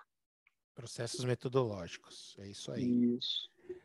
Aí, cara, então o cara começou ali, né, se viu no mundo desportivo, começou a trabalhar com esporte e tudo mais. começou a entender sobre o processo metodológico, falou, cara, gostei dessa brincadeira, bicho, vou começar agora a trabalhar, cara, quero atleta, cara. Quero trabalhar com atleta, quero ir para a Olimpíada, quero ir atleta campeão mundial e tudo mais. O que você enxerga, o que você denomina como os pilares do alto rendimento? O que o profissional ele não pode negligenciar quando ele pensa no alto rendimento, no trabalho com atletas de alto rendimento? Primeiro, você não pode negligenciar o fato de você estar lidando com um ser humano.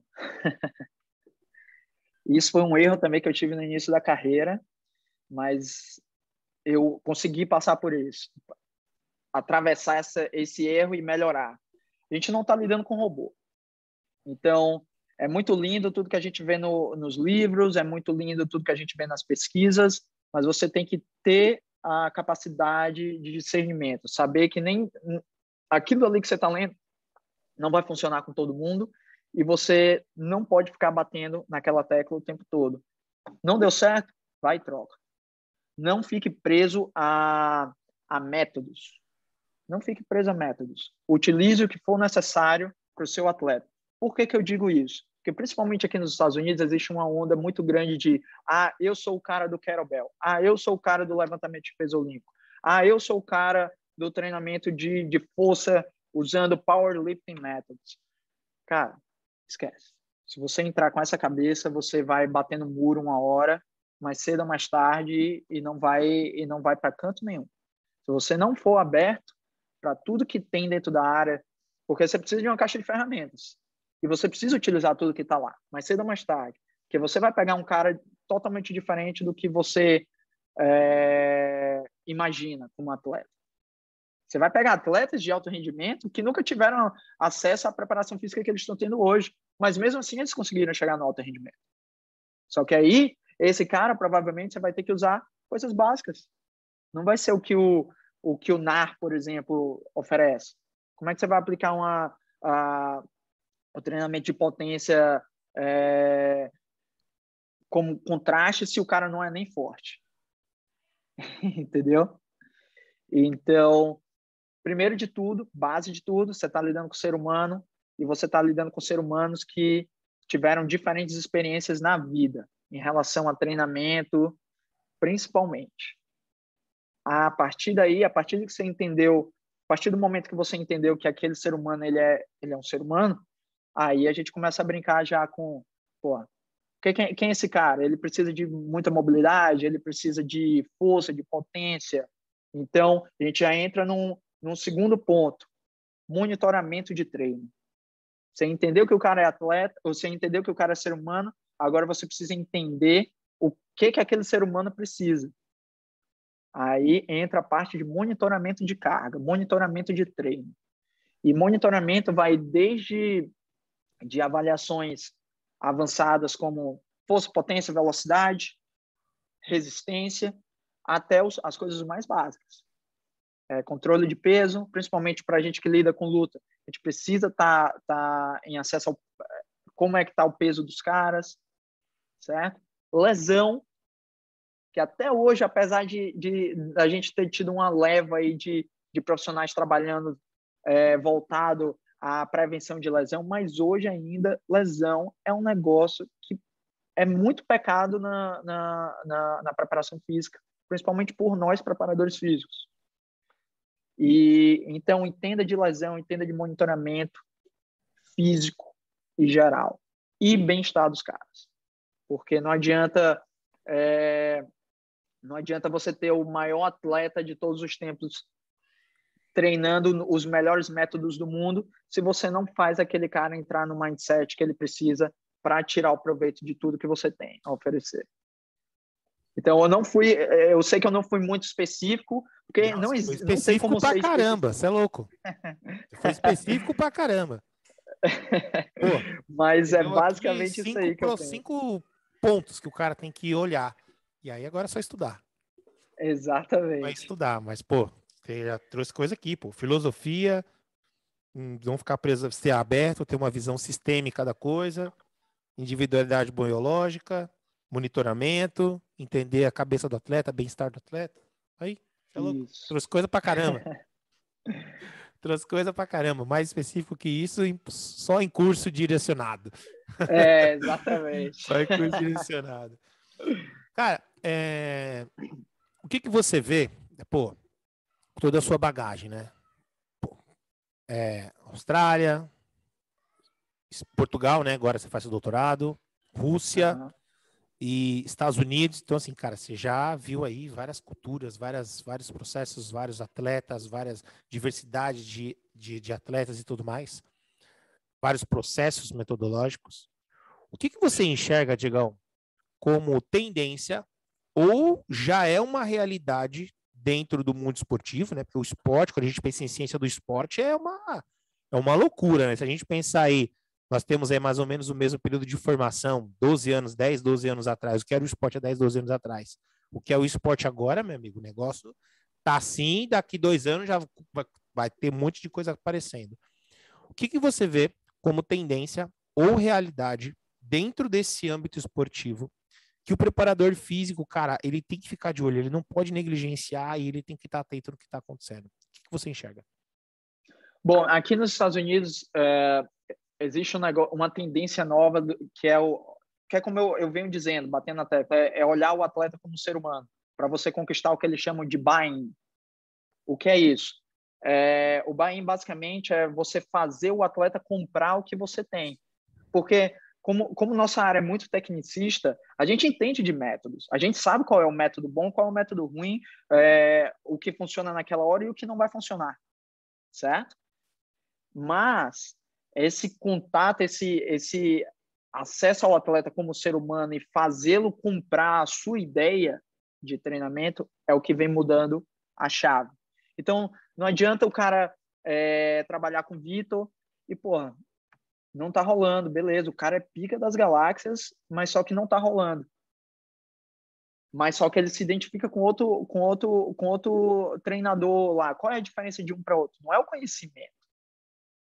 Conhecimento você vai ter lá. Você sabe que o Vitor sabe como planejar, o Vitor sabe. Só que o outro cara talvez tenha aquele buy-in que o Vitor talvez não tenha. Entendeu? Então, aqui existe muito esse trabalho do buy-in.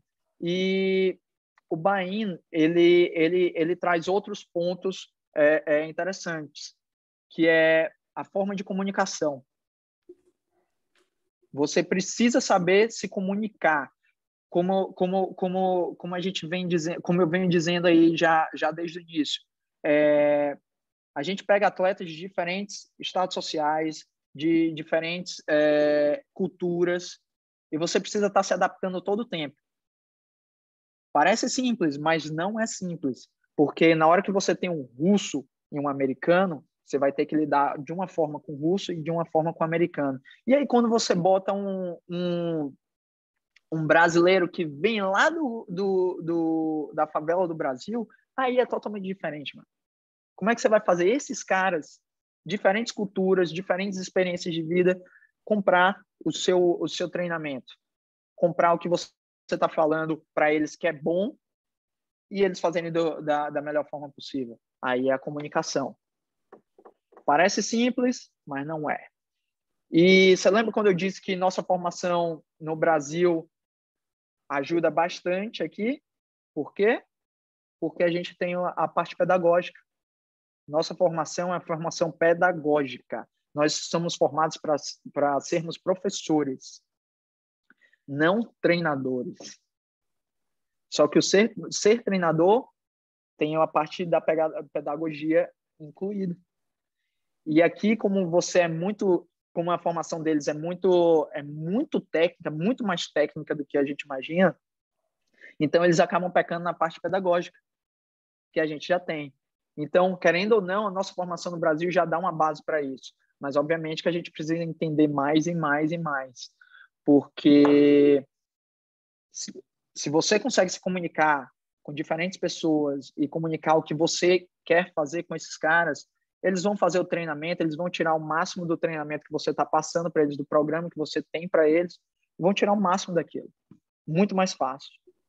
Então, buy-in, comunicação efetiva, porque comunicação a gente já tem.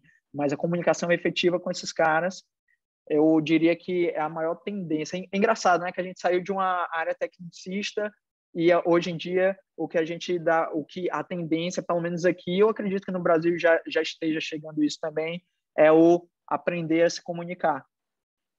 É isso aí. Cada atleta responde de uma forma diferente, com estímulos diferentes. Minhas primeiras alunas personais, que foram corredoras de rua, era muito interessante, porque elas faziam prova de 10 e 15 km. As duas tinham um tempo muito parecido nas provas. Era coisa assim, 1 minuto, 30 segundos, chegava juntas. Elas tinham um rendimento muito semelhante. Cara, mas elas tinham estímulos totalmente diferentes. Uma, na hora do treino, eu tinha que falar, vamos, caralho, filha da puta, porra, vai. Faltava bater. Era assim que ela rendia. Com a outra, era totalmente o inverso. Quando eu gritava, já se encolhia lá. Se você falar assim comigo de novo, eu vou embora. E se encolhia. Aí você fala, caraca. E ali, pô, tava na faculdade ainda. Ali foi meu primeira coisa justamente de entender o atleta, de entender o indivíduo, entender que cada indivíduo, na questão da comunicação, precisa de estímulos diferentes. E aí, com o tempo, bate-papo, conversa, e o mais importante, né, ouvir o atleta, ouvir o aluno. Cara, ouve o aluno, cara. Ele vai te mostrar, né, como que você pode conduzir o trabalho com ele, cara. E, pô, bateu aqui exatamente no que você falou aqui, cara. Lembrei de. Você começou a falar aqui, me veio disso. E tem outra coisa também, tinha um slide, eu dava aula em algumas especializações lá em Fortaleza, lá no Nordeste em geral, e eu falava muito sobre monitoramento de carga. Uhum. E uma das coisas que eu usava era... O pessoal até achava estranho na primeira vez que eles olhavam para o slide, mas era conversa. Aí os caras, mano, conversa? Que conversa? Eles não entendiam que era conversa mesmo. Cara, primeiro monitoramento que você está fazendo com o seu atleta é a conversa que você utiliza. É como simplesmente chegar e conversar com o cara, entendeu? Porque o pessoal já vai armado, pô, eu preciso aplicar o questionário de bem-estar, eu preciso aplicar o questionário disso. Cara, você não precisa ser tão mecânico assim. Senta e conversa com o cara. Eu sempre citava, na época, tinha um atleta chamado Eduardo Cachorrão. E na época era um dos maiores que eu tinha.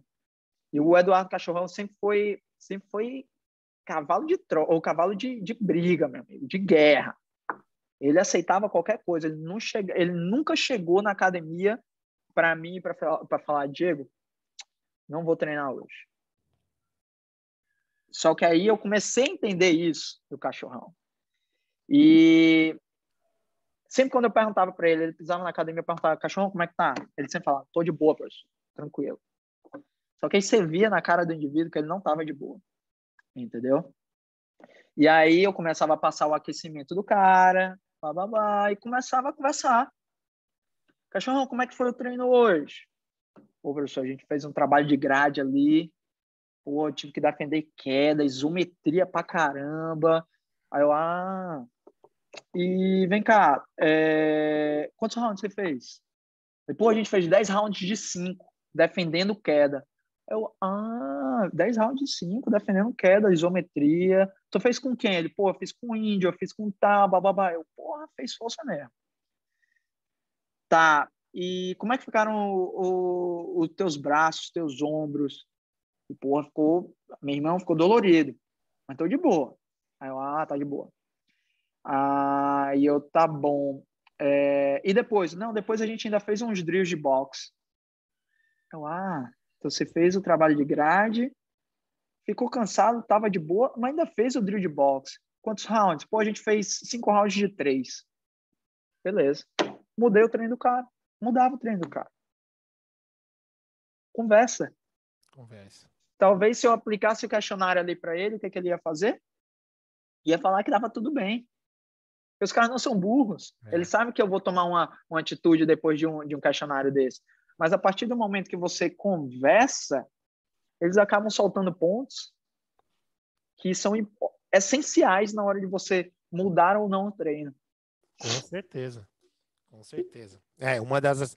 Quando eu tô... Ixi, Maria.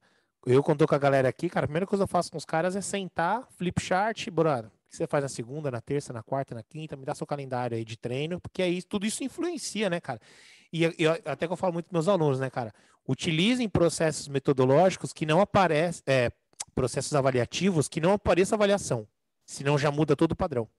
Exatamente. Já muda todo o padrão. O cara já entende que aquilo ali é um teste, o cara fala, mano, já quer fazer, já muda a mecânica, já muda um monte de coisa.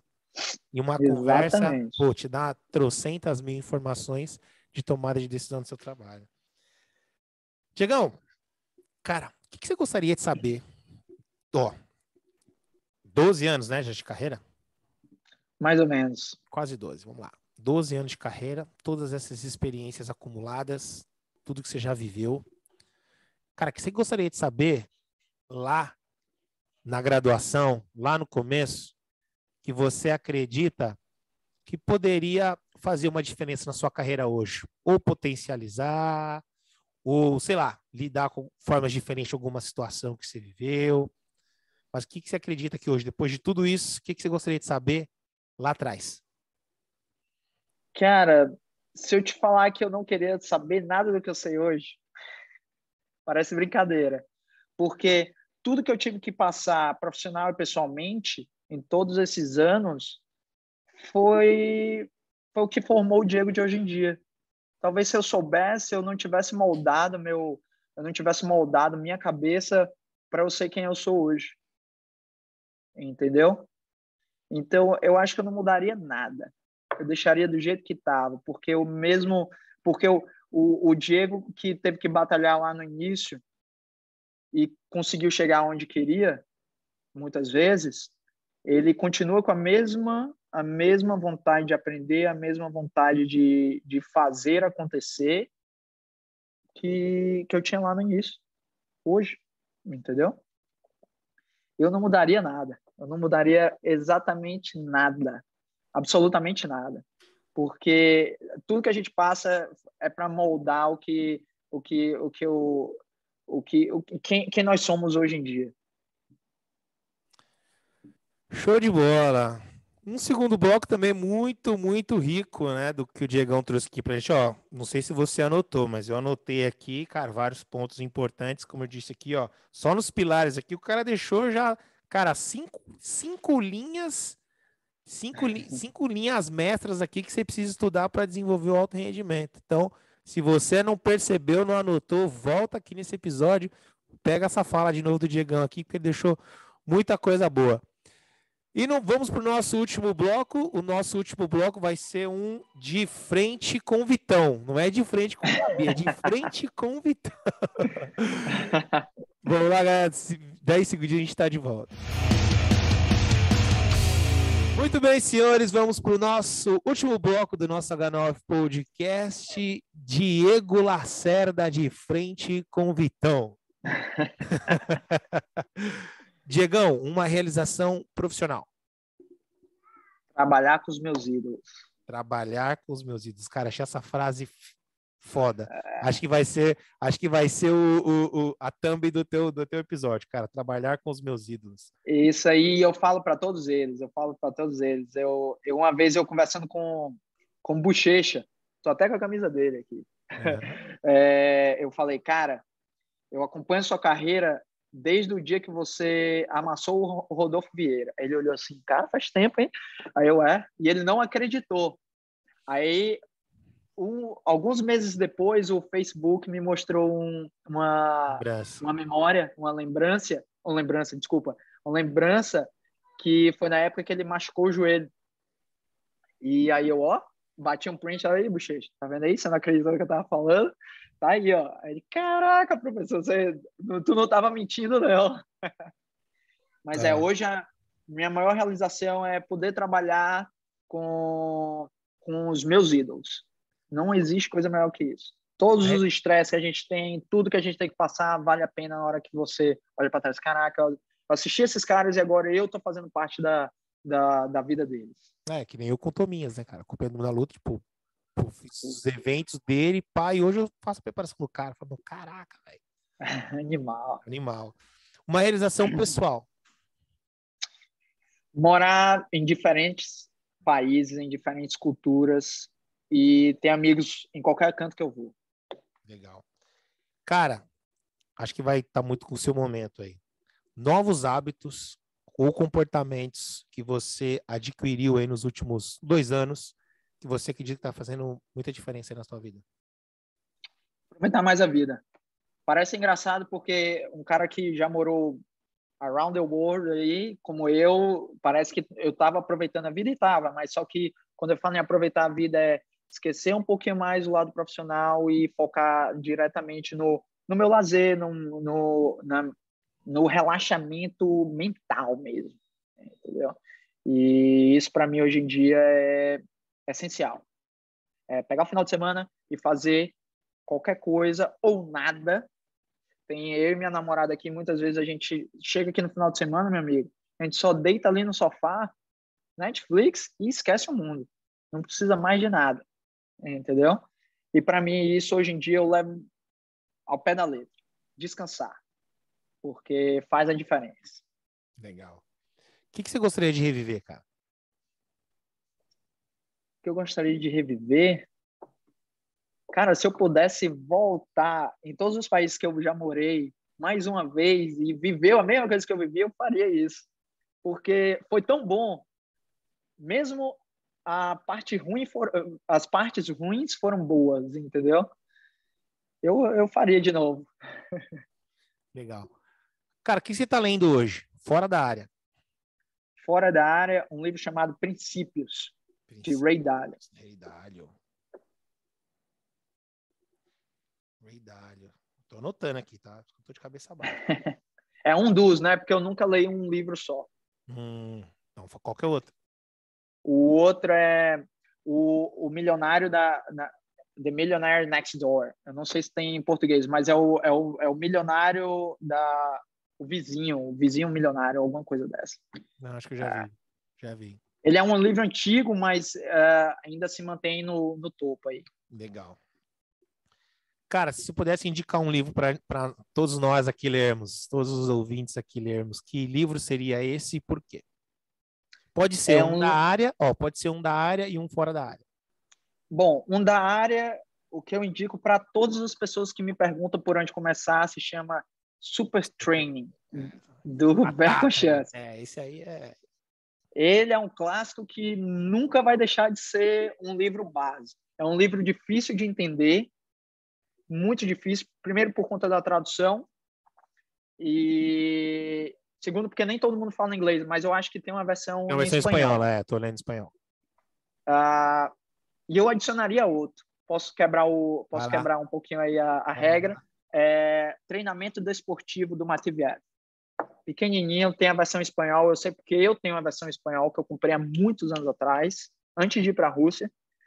E é o treinamento desportivo, que, se eu não me engano, Antônio Carlos Gomes, que me corrija se eu estiver errado, mas aquele livro foi a base, foi a tese de doutorado do Matveev. E é de 1964, eu acho. E eu tenho até hoje. Então, são 2 livros da área que, se você puder ter e ler, faça. Show. E livro fora da área, eu tenho um livro chamado The Daily Stoic, que é... Estoicismo é uma linha de filosofia. E, basicamente, o que eu faço hoje em dia em termos de aceitação com tudo que aparece na minha vida, de desprendimento e mudança de mindset vem toda do estoicismo, da filosofia do estoicismo. E esse livro ele é basicamente um apanhado de filosofia, de frases dos maiores filósofos dentro do estoicismo, Marcos Aurélio, Sêneca, todos esses caras. E todo dia você tem uma frase diferente. Então, para o dia de hoje, você tem uma frase. Você vai lá na data. Hoje é dia 7, acho que é 7 de maio. Então, você vai lá no livro, abre 7 de maio, você vai ter lá uma lição do dia baseada em uma das frases de um desses filósofos do estoicismo. Então, The Daily Stoic. Legal. Esse é só para você ter ideia, eu já tenho há mais de ano, e são 366 ensinamentos, porque é um para cada dia do ano. Uhum. E todo ano eu volto.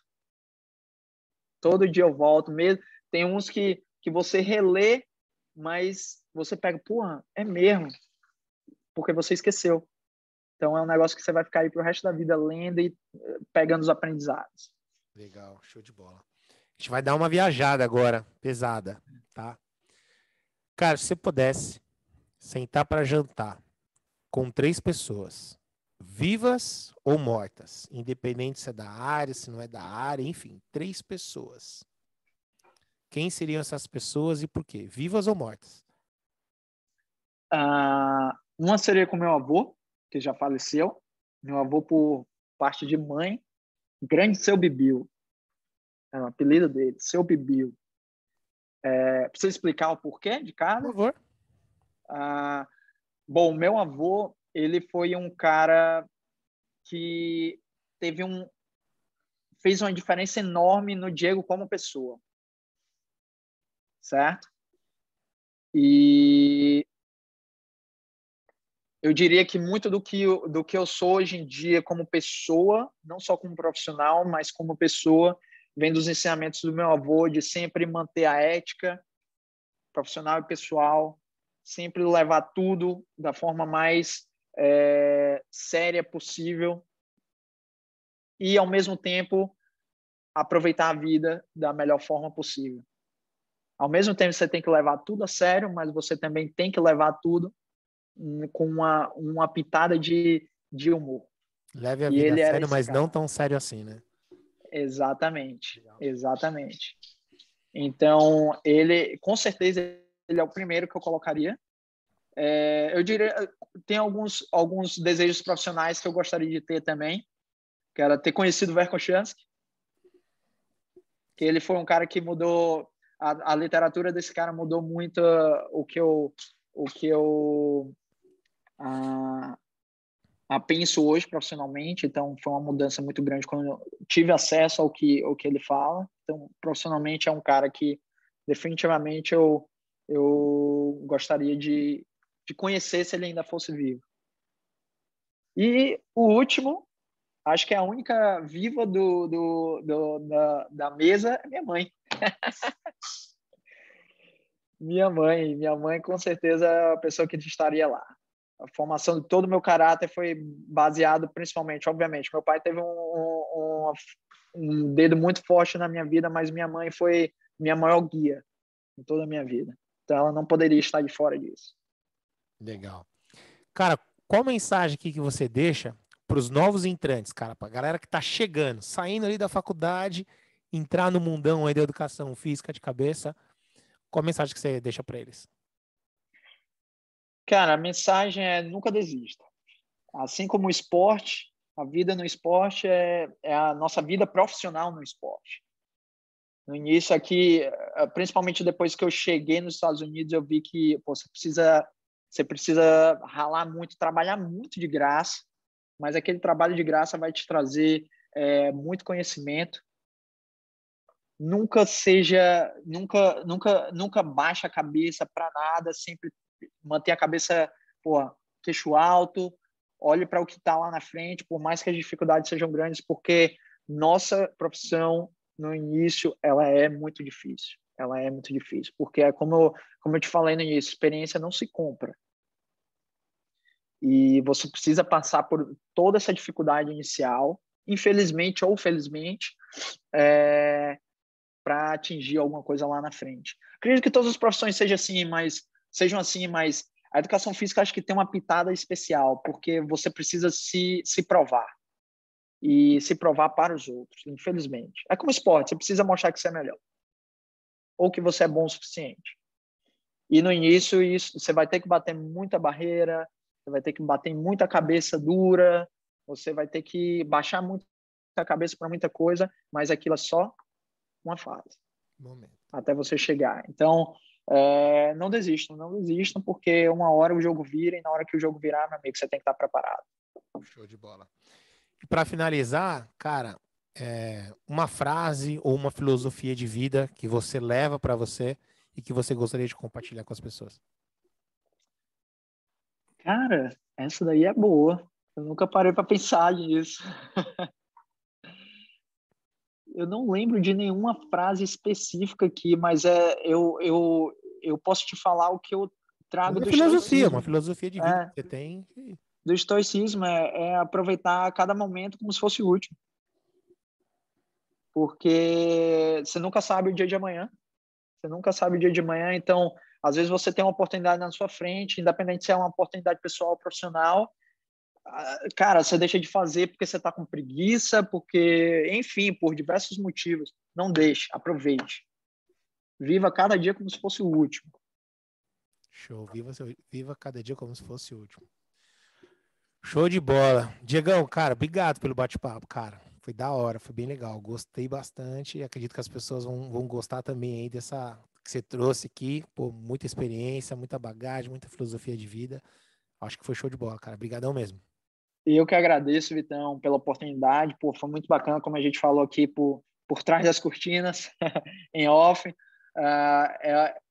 Eu estou acostumado a o pessoal me chamar para os podcasts e falar só técnica, parte técnica. Como é que você treina tal pessoa, como é que chegou nisso, isso e aquilo. E foi a primeira vez que alguém me chamou para falar sobre vida. Obviamente, parte profissional, mas como é que minha vida é a parte da vida profissional também. Agradeço bastante, foi muito bacana, curti bastante a experiência e eu espero que o pessoal que esteja assistindo aí também se amarre, que apesar de eu ser novo, mas eu já passei por um monte de coisa aí na minha vida. E eu espero que as pessoas utilizem isso como uma forma de motivação e inspiração para elas continuarem o que seja na vida delas. Tenho certeza que o pessoal vai gostar bastante. É isso aí, pessoal. Nos vemos no próximo episódio do H9 Podcast. Um forte abraço e até mais. Tchau, tchau, pessoal. Valeu.